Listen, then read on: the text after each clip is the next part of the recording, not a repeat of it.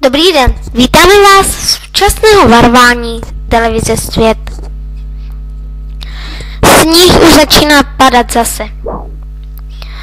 Dnes 11.1.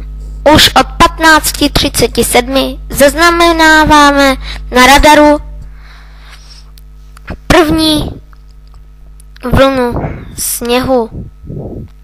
Nyní se můžete podívat na časověrné záznamy z radaru Meteopress.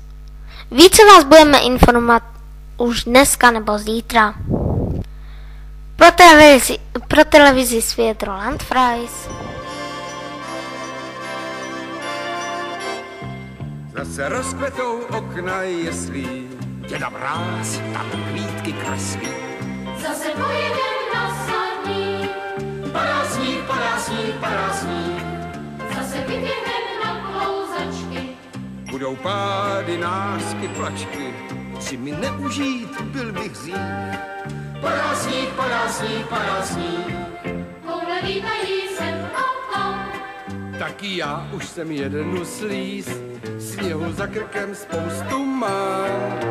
Taková zima má říz, zase klouzačky vítr brousí, střecha stříbrné bavousí.